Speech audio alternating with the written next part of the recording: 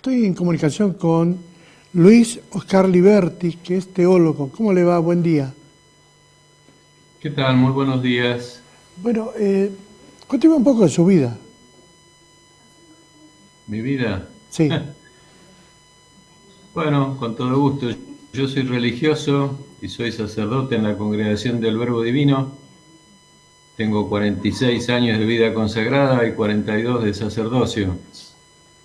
Y me he dedicado en estos últimos años, particularmente desde el año 2000, a un trabajo más intensivo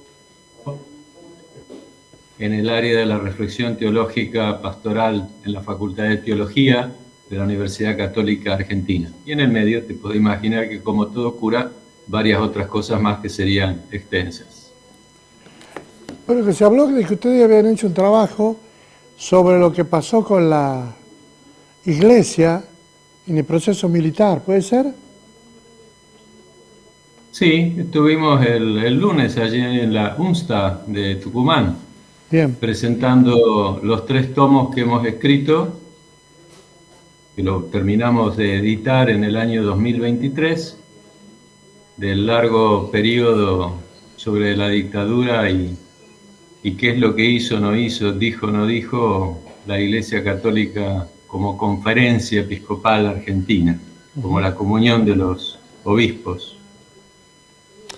mire, acá es importante un tema que se manejó internacionalmente, que era la relación del nuncio católico en Buenos Aires, Pío Laghi, que vino a Tucumán, que teóricamente algunos sectores lo criticaban, había ido a una fuerza de tarea del ejército, pero lo cierto es que él estuvo en un acto religioso que se hizo en la ciudad de Concepción. ¿Cuál es la visión que ustedes tienen, qué información tiene del caso de Pío Laghi en Tucumán? Ahí te remito al tomo número 2. Ujú. Esta obra que se llama La verdad los hará libres tiene 3 tomos que hemos trabajado, son 2.500 páginas.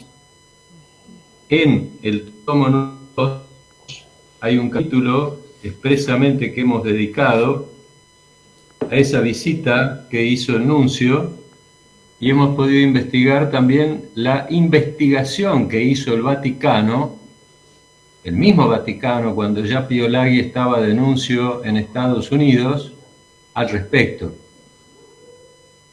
O sea, se hizo todo un proceso interno de la Iglesia también sobre esa famosa visita a Tucumán, que iba propiamente a la diócesis de Concepción. Sí, Había sido invitado expresamente por Monseñor Ferro para un aniversario de la diócesis. Iba a inaugurar un hogar de ancianos, iba a reunirse con los sacerdotes, etcétera, etcétera. Bueno, ahí hemos puesto con detalle cómo es que se hizo toda esa trama para subirlo al helicóptero y bajarlo en un lugar donde el ejército tenía su asentamiento, uno de sus asentamientos. Y te reitero, como todo esto después tuvo tanta divulgación de esta noticia, el mismo Vaticano hizo una investigación varios años después, el obispo que lo sigue a Ferro, el nuncio que lo sigue a Pío Laghi. Ahí te puedes dedicar tranquilamente en el capítulo, ¿cómo se llama? En el tomo número 2. Hay todo un capítulo dedicado a ese tema del nuncio apostólico y digamos, ese capítulo número 4 del tomo número 2. pero Luis, la pregunta sería, ¿Pío Laghi estuvo en la fuerza de tarea? Bueno, por eso te remito a que hagamos una lectura y que puedan tener un acceso a todo lo que hemos investigado, porque el tema es mucho más complejo que para hablarlo en 2 minutos.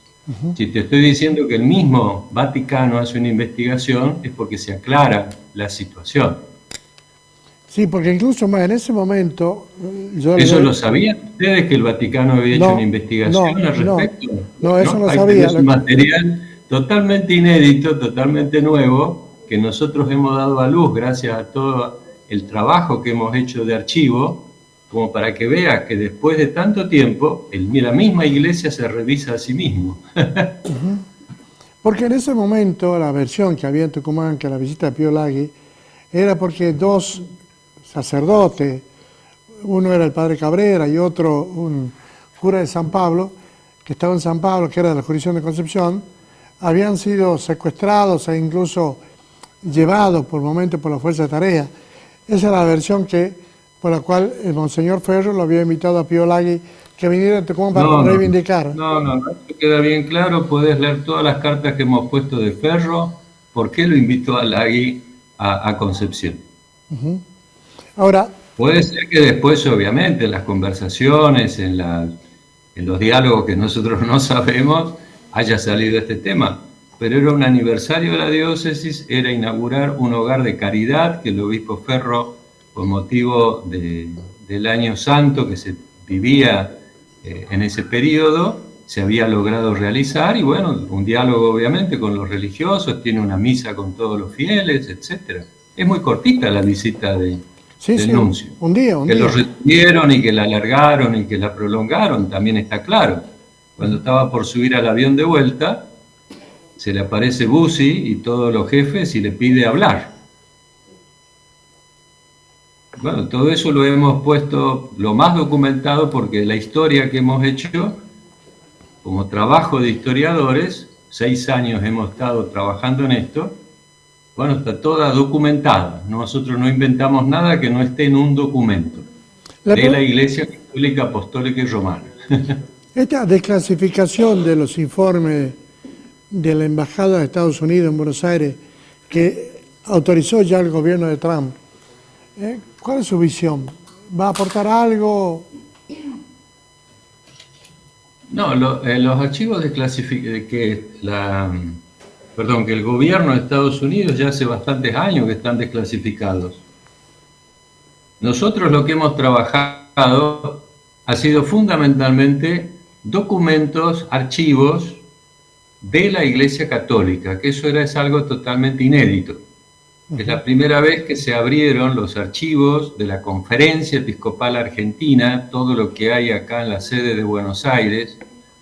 No hemos ido a cada diócesis, hubiera sido imposible, pero lo que las diócesis enviaban de informes o de noticias, más todo el archivo que se abrió por especial deferencia del Papa Francisco de ese periodo en el Vaticano. Nosotros trabajamos la obra en base a eso. Son cientos de miles de documentos que hemos estado reconociendo, analizando, estudiando durante, 6 años. Yo, escuchándolo a usted, me acuerdo, tenemos el caso de Primasteta de Córdoba, tenemos el caso de Rosario, tenemos el caso de Nevares, en el sur del país, que eran obispos que se plantaron contra la dictadura. Saspe, el de Rosario. ¿Cómo lo toma usted a todo eso, a esas figuras? Saspe era de Santa Fe. Bien. ¿Cómo lo toma usted eso? ¿Cómo tomaron ustedes esas figuras? Nosotros hemos trabajado, como te dije, en tanto el colegio de obispos, como se llama. O sea, cuando los obispos se reúnen habitualmente en las asambleas plenarias o en otros estamentos internos que hay de organización, de la Asamblea Episcopal Argentina. Sí, que tiene diversas instancias de reuniones. La más visible es la asamblea plenaria, pero tiene muchas otras instancias de reuniones y demás. Vos nombrabas a Saspe. Saspe fue uno de los vicepresidentes durante todo este periodo de la dictadura, significativo. Vos nombraste a Primatesta. Bueno, fue presidente durante todo ese periodo de la dictadura, salvo el final, que ya tenía que ser elegido otro.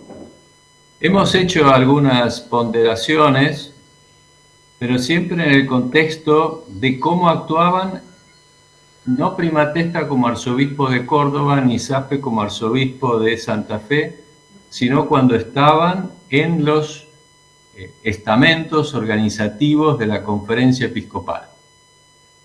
De Nevares lo mismo, o sea, también de Nevares o de Boto en Goya o Di Stefano en Roque Sáenz Peña, por nombrar alguno.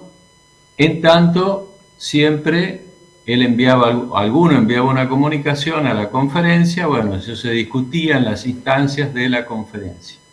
Porque hay algunos de los sectores de izquierda dicen que estuvo el silencio de la Iglesia, pero viendo lo que hicieron estos obispos que nombramos, Sí. Bari, Primatetas, Saspe, Di Stefano, uno sabe que no fue así, sabe que hubo una iglesia que hablaban también en esa época. Sí, dentro de la diversidad que era la cantidad de obispos, hay que pensar que eran más de 60 en ese contexto, estamos hablando del 76-83, más o menos son más de 60. Ciertamente que hubo voces distintas, alternativas, diversas, algunos más moderados, otros más decididos, más proféticos. Nombrabas vos ¿cómo se llama?, de Nevares, pero también a Sinovac, acá muy cerca de la capital federal, en Quilmes, o más al sur, Monseñor Esaine, otros obispos que tomaron otras actitudes, pero que visitaban las cárceles, atendían a los familiares, Iriarte, Marossi en Resistencia, Iriarte en Reconquista, Devoto, Kemmerer en Posadas. También hemos podido dar con documentación del obispo de Comodoro Rivadavia, ya que él le tocaba la cárcel donde iban, según decían los militares, los irrecuperables, la cárcel de Trelew, la visitó constantemente, hay documentos firmes. Hasta una vez fue nuncio a celebrar la Navidad en la cárcel más complicada. Sí, hubo muy diversas expresiones. Lo que faltó fue quizás algo colectivo, no quizás, faltó lo colectivo, digamos, que todos los obispos dijeran algo juntos. Esa es de los débitos más grandes y que los obispos reconocen. Cuando hicieron el prólogo de la obra, reconocen que no estuvieron a la altura de las circunstancias, como colectivo. Después, como obispos, bueno, muchos hicieron lo que pudieron. Claro. Padre Luis Oscar Liberti, le agradezco mucho este diálogo, sería para hablar mucho tiempo con usted. Gracias por su gentileza. Gracias. Muchísimas gracias. Señora. Hasta la próxima. Bien, gracias.